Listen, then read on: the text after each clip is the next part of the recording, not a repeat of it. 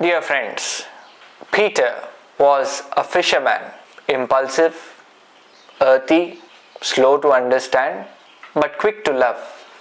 And Paul was a scholar, sharp, bold, once a persecutor, and then a preacher. One denied Jesus, the other hunted his followers, but grace met them both. Forgiveness transformed Peter from a coward to a shepherd. Mercy struck down Saul and raised up Paul. And the Spirit united them in one mission to proclaim Christ to the ends of the earth. So today we honor not just two apostles, but the triumph of the church.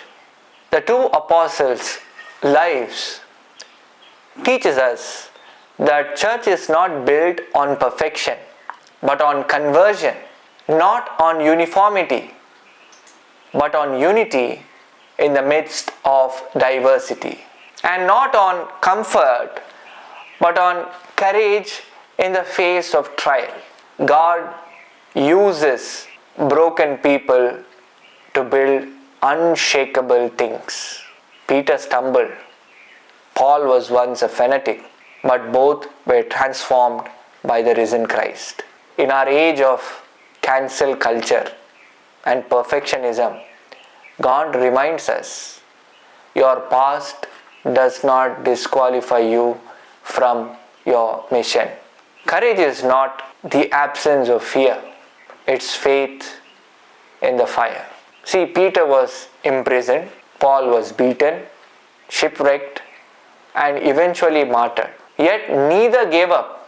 Today's church needs believers who will not retreat in the face of criticism, conflict, or compromise. And unity in mission doesn't mean sameness in personality. See, Peter and Paul often clashed, but their love for Christ and the church kept them together. In a time of division, even within the church circles, we need the boldness of Paul and the humility of Peter together. Therefore, let's ask ourselves today, are you running from your past? Let Peter's tears and Paul's conversion remind you that God can write a new story with your life. Are you afraid to speak your faith in public? Ask for apostolic courage.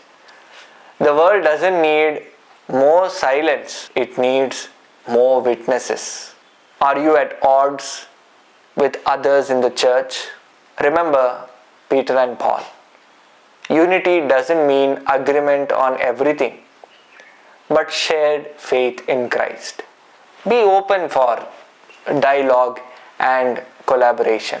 God doesn't call the qualified, He qualifies the called. If Peter and Paul could become saints, then we could also. Believe and trust in the work of God in your personal life.